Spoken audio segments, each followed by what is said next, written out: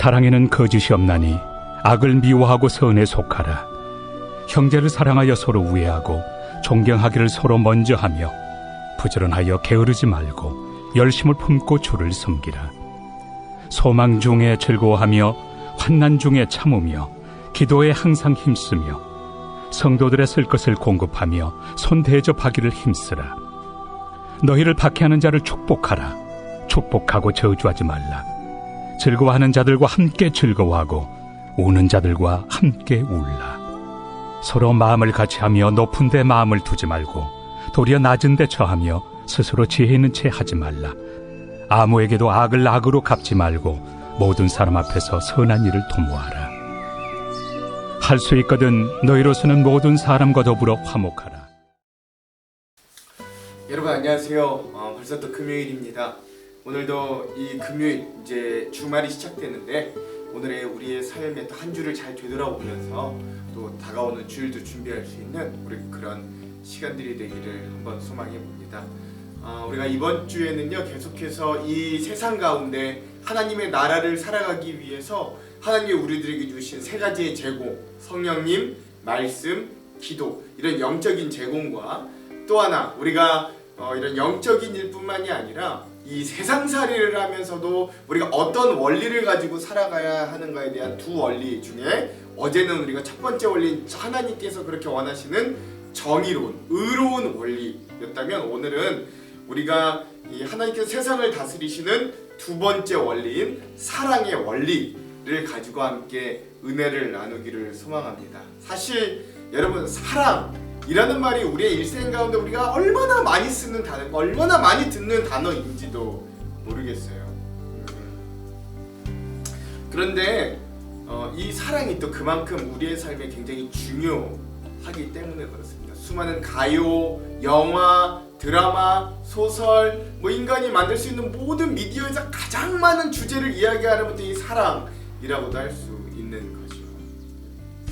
여러분 만약에 이 사랑의 하나님께 이 사랑의 원리가 없었다면 인간은 이미 하나님의 정의에 의해 심판에 의해 없어지고 사라졌어도 예적전에 사라졌어야 할 존재들입니다. 심판을 받았다면 벌써 몇십억 번 엄청나게 아주 가루가 되지도 않을 정도로 그렇게 심판을 받아야 될 존재가 바로 우리들입니다.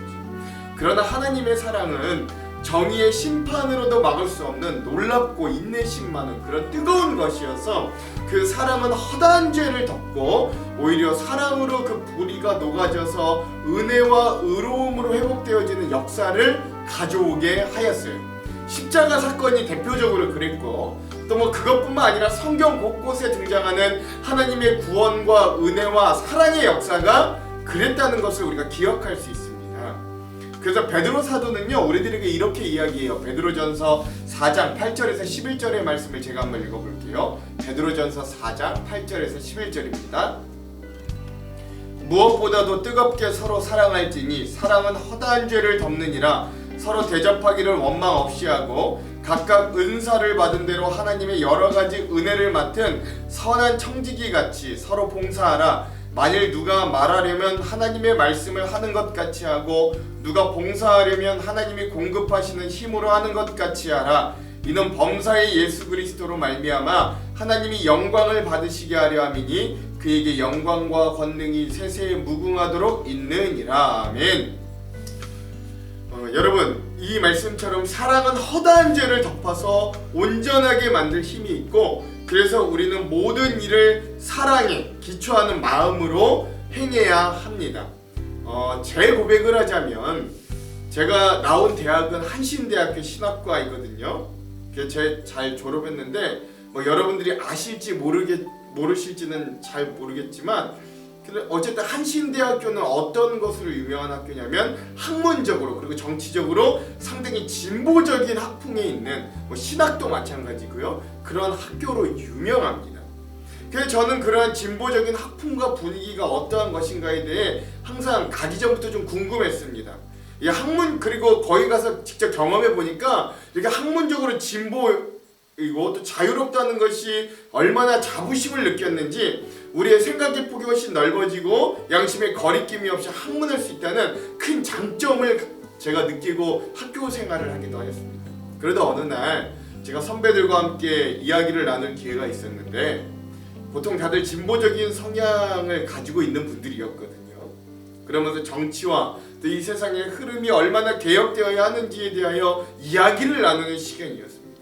근데 제가 굉장히 놀라고 또 한편으로는 굉장히 큰 실망을 하기도 했던 것은 스스로 진보적이라고 이야기하는 이들의 눈에 또한 예수 그리스도의 사역에 한 인생을 걸고 그 사역의 길에 나도 들어서리라 했던 그 사도의 반열에 내가 나아가리라 다짐하였던 선지의 동산에 와 있다고 스스로 고백하는 자들의 눈에 사랑보다는 증오와 원망이 가득함을 발견하게 되는 거예요.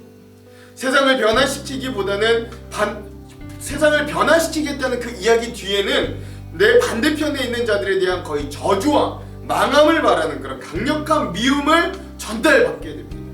그래서 저는 그래, 겉으로 이들의 말이 다 옳을 수 있다. 그래, 바뀌어야 하는 건 맞다. 근데 속으로는 그런데 사랑이 없는 변화는 결국 또 다른 폭력이 될 수밖에 없다라는 결론에 다다르게 되었습니다. 여러분 오해하지 마십시오. 저는 뭐 그렇다고 진보적인 사람들이 다 이중인격이다, 다 잘못되었다 이런 걸 이야기한 것이 아님을 잘 알아들이라고 저는 여러분들의 수준을 믿습니다. 저는 뭐 무조건 진보가 잘못됐다, 뭐 보수가 잘못됐다 이런 얘기를 하는 게 아니에요.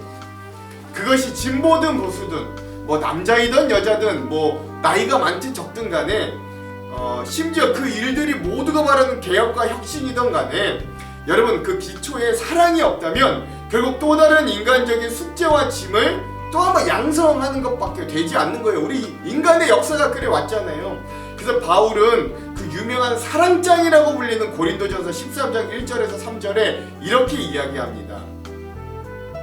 내가 사람의 방언과 천사의 말을 할지라도 사랑이 없으면 소리나는 구리와 울리는 꽹과리가 되고 내가 예언하는 능력이 있어 모든 비밀과 모든 지식을 알고 또 산을 옮길 만한 모든 믿음이 있을지라도 사랑이 없으면 내가 아무것도 아니요 내가 내게 있는 모든 것으로 구제하고 또 내 몸을 불사르게 내줄지라도 사랑이 없으면 내게 아무 유익이 없느니라. 아멘. 즉 이 말처럼 사랑이 없으면 아무것도 아닌 거예요. 예수 그리스도의 십자가 사랑이 없었다면 오늘 우리에게 구원과 영생도 없듯이 오늘 예수 그리스도를 따라가는 우리의 삶의 모습에 이 사랑이 드러나지 않으면 결국 우리의 믿음도 그 산을 옮길 만한 믿음이라고 할지라도 그것도 다 아무것도 아닌 것이 된다. 그러므로 오늘 우리들의 세상살이 가운데 제2 원리인 이 사랑이 우리의 삶에 묻어나는 사람들이 되기를 간절히 소망해 봅니다. 그래서 여러분 우리가 이 세상을 살아가면서 이 사랑이라는 원리를 적용해야 될 것이 두 군데가 있거든요.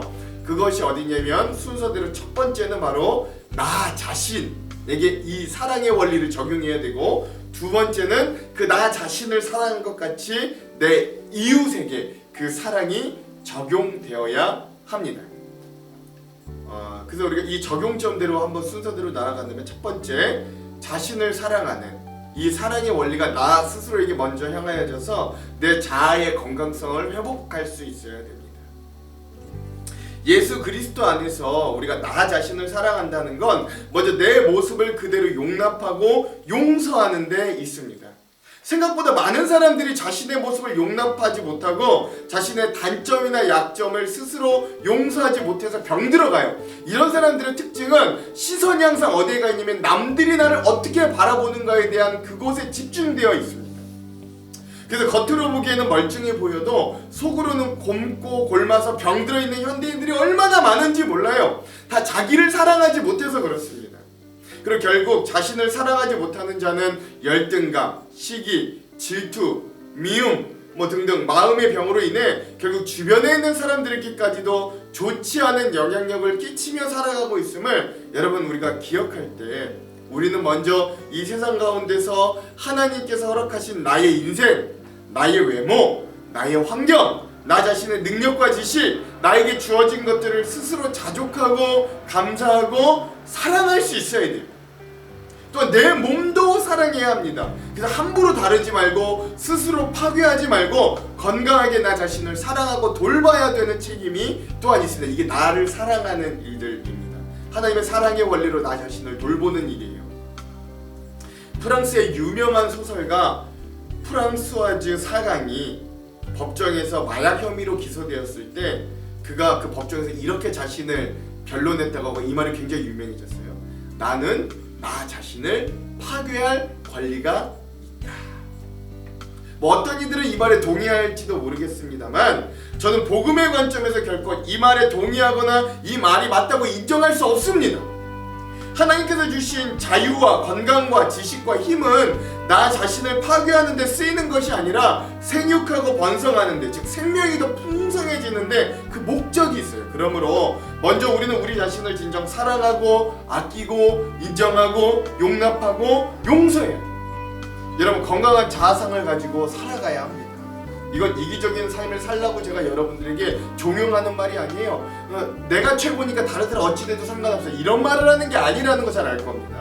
나 자신을 사랑하는 것과 이기적인 건 또 다른 영역이기 때문에 그래요.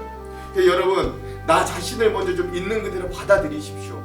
내가 좀 나 스스로가 마음에 안 드는 게 있고 열등감이 있고 이렇다 할지라도 여러분, 종국의 나 자신은 하나님이 창세 전부터 나를 계획하시고 나를 기대하셨던 존재임을 여러분 깨달으십시오. 하나님 나를 보면서 얼마나 기대하셨는지, 보기에 좋았다고 하셨는지, 나를 얼마나 사랑하시는지를 여러분 기억하십시오. 오죽 사랑했으면 하나밖에 없는 아들까지 주시면서 나를 사셨겠어요. 여러분, 나는 그런 존재임을, 그래 나는 그런 무조건적인 사랑을 받는 존재임을 여러분 기억하시기 바랍니다. 그럼 이 건강한 자아상, 건강한 자존감은 우리가 무조건적인 사랑을 공급해 주시는, 그리고 또 인생의 참 의미를 깨닫게 해주시는 예수 그리스도 안에서만 누리고 경험될 수 있습니다. 그러므로 우리 모두가 그 예수 그리스도 안에서 자신을 진정 사랑하고 건강한 자존감을 누릴 수 있기를 원합니다. 이것이 첫 번째 사랑의 원리로 나 자신을 사랑하는 방법입니다. 어디 가운데? 이 세상 가운데서요. 두 번째, 그렇다면 이웃을 내 자신과 같이 사랑할 수 있어야 합니다. 자기 자신을 건강하게 사랑하고 용납했다면 우리는 이웃과 타인에 대한 사랑도 가능해집니다. 자신을 사랑하지 못하면서 다른 이들을 사랑한다고 하는 건 여러분 어불성설이 거짓말이에요. 그러므로 이웃 사랑은 먼저 건강하고 온전한 자기 사랑을 기초로 하여 이루어집니다. 그래서 우리는 일반적으로 일상에서 수없이 부딪히고 만나는 이웃과 타인을 사랑하며 살아가야 하는 거예요. 이것이 세상살이의 제2 원리인 사랑이 제대로 드러나는 지점이기도 합니다. 우리가 함께 생활하는 가정, 교회, 직장, 세상에서 우리는 이 사랑의 원리를 드러내야 돼요. 저는 특별히 한 3가지로 그 사랑의 유형들을 정리해 보았습니다. 먼저 첫 번째는 뭐냐면 어떻게 드러나냐면 이해와 공감의 모습으로 그 사랑이 드러나집니다. 현대 수많은 정보들이 우리에게 주어지기 때문에 그 어느 때보다 똑똑하고 스마트한 시대를 살아가고 있지만 역사 이래로 가장 고학력의 시대를 우리가 살아가고 있다고 하지만 또한 그만큼 우리들에게 오해의 여지가 폭발적으로 증가하는 시대이기도 합니다. 그러므로 오늘 우리는 우리 이웃과 타인에 대하여 오해하기 너무나 쉬운 때를 살아가고 있어요.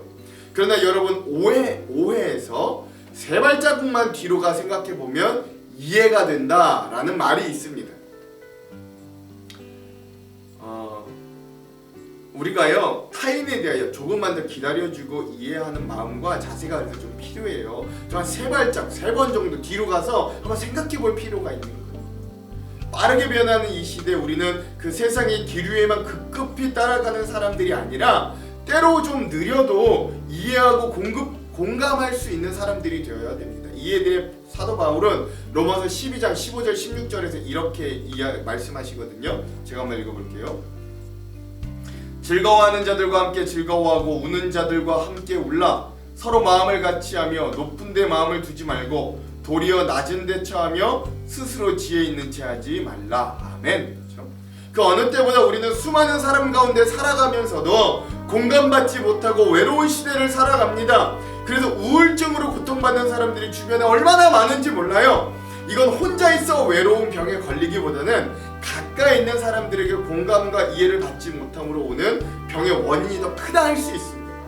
그러므로 오늘 우리는 이 사랑의 원리를 가지고 세상을 살아가면서 이해와 공감이라는 이 방법을 가지고 사람들에게 다가갈 수 있는 그런 여유의 사랑의 사도들이 되기를 간절히 소망해봅니다. 그런 여유 있는 사람들이 되었으면 좋겠습니다. 자, 그 연장선으로 두 번째, 우리가 이웃 사랑을 나타내는 두 번째 구체적인 방법은 바로 섬김과 순종의 모습으로 나타낼 수 있습니다. 섬김과 순종의 모습입니다.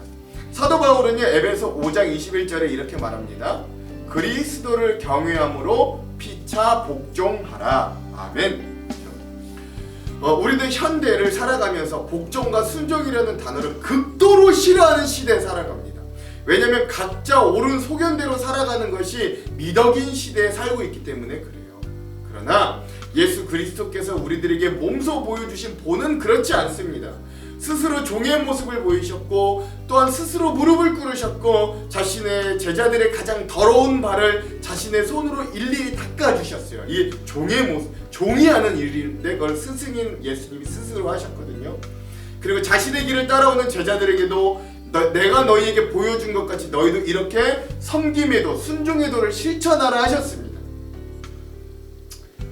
그래서 이제 요즘 여러분 가장 핫한 리더십 중에 가장 제일로 쳐준 리더십이 뭐냐면 서번트 리더십이라고 합니다. 이 재밌는 단어인데요. 서번트라는 단어는 하인이라는 뜻이고요. 리더십은 지도자가 가지는 자세나 마음이라고 하겠는데 이게 재밌죠. 어떻게 하인이라는 단어와 리더가 같은 단어에 쓰일 수 있냐는 거죠. 근데 요즘 가장 뜨는 리더십은 바로 이런 서번트 리더십이라고 합니다. 그리고 그 대표 주자가 여러분들 잘 아는 개그맨이자 방송인인 유재석 씨가 그런 거 아주 잘하는 사람이다. 아주 대표적인 인물이라고 해요. 그러니까 그 이미지를 떠올려 보시면 서번트 리더십이 이런 거구나. 여러분 좀 떠올리실 수 있을 겁니다. 즉 이 리더십은 기존의 리더의 이미지와 역할을 뒤집어 생각하게 되는 거예요. 리더가 공동체원을 섬기는 자세로 그들의 성장과 및 발전을 돕고 또 그 조직이 이 목표한 것에 달성하기 위해 이 구성원들 스스로가 기여하도록 만드는 거예요. 스스로는 낮아져서 그들이 그 일들을 해낼 수 있도록 돕는 역할을 하는 것이 리더의 역할이다. 이게 바로 서번트 리더십이다라고 할 수 있는 거죠. 그런데 저는 이 서번트 리더십의 가장 원류가 유재석이 아니라 바로 예수 그리스도라고 저는 생각해요. 그리고 오늘 우리는 그 서번트 리더십의 창시자이자 대가인 예수 그리스도를 닮아가는 사람들인 거죠. 그러니 오늘 우리도 섬겨야 하고 스스로 낮아져야 하고 순종과 복종을 거부하는 이 시대에 우리는 순종하는 사람들로 서야 되겠습니다.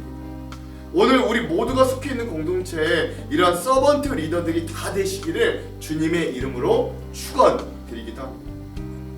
마지막 세 번째 이웃사랑의 구체적인 방법으로 나타낼 수 있는 건 바로 용서와 용납입니다.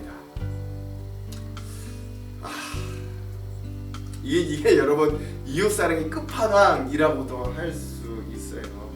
사실 용서만큼 어려운 것이 없습니다. 여러분 내가 평생을 사랑하겠다고 다짐하고 함께 사는 배우자도 용서하기가 너무 힘든 게 우리들이에요. 그렇죠? 그 용서만큼 가장 되지 않는 것도 없습니다. 그래서 저도 쉽게 함부로 여러분들에게 용서하십시오 라고 하고 싶지는 않습니다. 왜냐하면 용서는 내가 하는 것이 아니기 때문에 그래요. 엄밀히 이야기하죠. 왜냐면 용서는 상처받고 손해받은 우리가 용서를 한다는 건 어찌 보면 거의 불가능에 가까운 일입니다. 사람의 능력으로는 거의 이게 용서하는 게 거의 불가능하다라고 여러분 할 수도 있어요. 그래서 엄밀히 이야기하자면 이 용서라는 건 내 마음에 있는 상처가 치유되면서 자연스럽게 되어지는 것이에요. 그러므로 오늘 우리가 용서하고 용납하는 사람들이 되려면 예수 그리스도의 진한 사랑으로 우리의 상처가 녹아내리는 경험이 우선되어야 합니다. 그리고 그 사랑을 기반으로 상처가 치유되고 용서가 하는 게 아니라 용서가 되어집니다. 즉 예수 그리스도의 사랑의 기반이 되어 있지 않으면 우리도 용서하고 용납하지 못하는 사람들이 되고 만다는 뜻이기도 하는 거예요. 그래서 저는 당장 용서하라, 당장 용납하라 라고 하는 말씀은 여러분들에게 못 드려도 우리가 이렇게 고백하는 사람들이 좀 되었으면 좋겠다고 여러분 제가 여러분들에게 권하고 싶습니다. 만약 나에게 해붙인 사람, 나에게 손해를 끼친 사람, 내 자녀를 해코지한 사람, 나의 돈을 떼먹었고 나의 명예를 실추시킨 그런 사람들을 놓고 우리가 하나님께 좀 이렇게 고백하고 기도하는 사람들이 되었으면 좋겠어요. 이렇게 좀 말이죠. 하나님, 저는 저들이 용서가 안 됩니다. 그리고 사실 용서하고 싶지도 않습니다. 솔직한 심정으로 저는 저들이 망했으면 좋겠어요. 그게 저는 정의라고 생각해요. 하지만 주님도 그러한 저를 용서하고 용납하셨죠. 그래서 10,000달란트 탕감해 주셨잖아요. 그러니 저도 시간이 지나고 좀 더 성숙해졌을 때, 이 상처를 주님께서 좀 더 치료해 주셨을 때 용서가 되어지는 사람으로 성장하고 변화되기를 원합니다 라고 고백할 수 있는 사람들이 되었으면 좋겠어요. 그 방향을 추구하고 나아가는 사람들이 되었으면 좋겠습니다. 당장 용서 못해도, 당장 그 마음이 그렇게 되지 못한다 할지라도 그런 방향으로 나아갈 수 있는 사람들이 되었으면 좋겠어요. 사랑 가득한 그리스도의 향기가 우리의 삶에 조금이나마 나기까지 우리 얼마나 성장하고 얼마나 깨어지고 얼마나 연단되어야 할까요? 그럼에도 이 사랑의 원리를 가지고 세상살이를 하는 건 참 의미가 있습니다. 결국 이 사랑이 모든 것을 변화시키고 회복시킬 것이기 때문에 그래요. 자신의 아들을 죽인 그 자를 자기의 양아들로 받아들인 손양원 목사님과 또 그 양아들로 드림받음을 받았던 그 분이 또 변화되고 또 그의 자녀가 또 목사가 되는 놀라운 은혜가 일어났던 것처럼 말이죠. 그러므로 살아가는 성도 여러분, 오늘 우리가 이 사랑의 원리를 가지고 세상을 살아가기를 간절히 소망합니다. 예, 앞서 말씀드렸던 사도 베드로가 말했듯이 뜨거운 사랑은 허다한 죄를 다 덮어버린다 라고 하였어요. 죄마저도 덮어 녹여버리는, 그리고 그것을 온전한 것으로 만드는 이 사랑이 우리 안에 가득하기를 소망해 봅니다.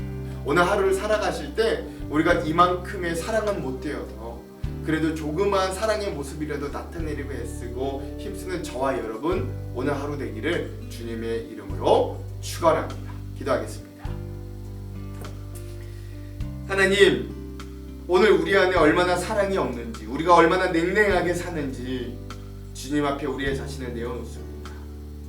사랑 없는 까닭에 부르짖는 사람들이 주님을 보지 못하였고, 사랑 없는 까닭에 하나님, 우리가 주님의 모습을 세상에 드러내지 못하였던 것들도 우리가 솔직히 고백합니다. 그래서 주님, 우리가 먼저 나 자신을 사랑하기를 원하고 주님께 사랑받음을 인정하기를 원하고 또 우리 이웃을 향해 내 자신과 같이 사랑할 수 있는 이 사랑의 원리가 가득한 자들이 되기를 원합니다. 우리의 가정, 우리의 교회, 우리의 직장과 세상 가운데 이 주님의 사랑의 원리를 나타내며 살아가는 사랑의 사도들과 제자들이 되기를 간절히 소망합니다. 오늘도 냉랭한 우리의 마음에 찾아와 주셔서 진한 주님의 사랑을 알려주시고 경험케 해주시고 우리도 그 사랑의 반사체가 되어 그 사랑을 세상에 알리고 드러내는 귀한 사람들이 될 수 있도록 이해와 공감의 사람, 섬김과 순종의 사람, 용서와 용납의 사람이 될 수 있도록 하나님 오늘도 우리와 함께하여 주시옵소서. 그렇게 하실 주님을 기대하오며 예수님 이름으로 기도합니다. 아멘. 오늘은 트리니티 라이브 워십의 그 사랑 얼마나 찬양을 들으면서 오늘 영상을 마무리하도록 하겠습니다. 그럼 사랑하는 성도 여러분, 오늘 하루도 승리하십시오.